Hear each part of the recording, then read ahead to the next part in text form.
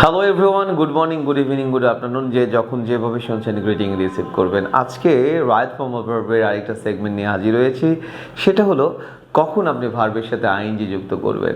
একটা ট্রিক্স আমি আপনাদের বলে দিই। যদি আপনি দেখেন যে কোনো গ্যাপের আগের ওয়ার্ড প্রেপোজিশনাল আছে, এক্সেপ্ট টু, কোনো গ্যাপের আগের ওয়ার্ড যদি প্রেপোজিশনাল হয়, যেমন by, without, for, after, before, on, of, from, for, above, behind, beside, এমন ধরনের প্রেপোজিশনাল ওয়ার্ড হলে সেখানে আইএনজি যুক্ত হওয়ার সম্ভাবনা 99%, 1% ডাউট।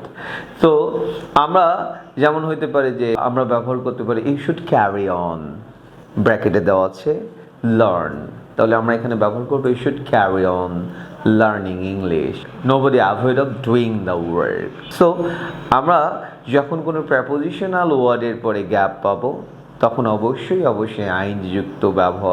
আইনযুক্ত ওয়ার্ডের ব্যবহার করতে হবে। তবে এখানে কিছু ডিফারেন্ট আছে, সেটা হচ্ছে যেমন আপনার look forward to, with a view to, do not mind, can not help, be better of, তারপর কিপ অন, এগুলোর ক্ষেত্রে যেমন look forward to with a view to, এটা একটু ডিফারেন্ট, এখানেও কিন্তু আইএনজি যুক্ত হয়।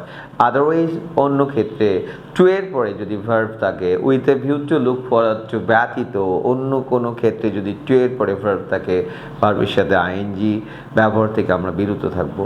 ভালো থাকবেন, সুস্থ থাকবেন, আল্লাহ হাফেজ।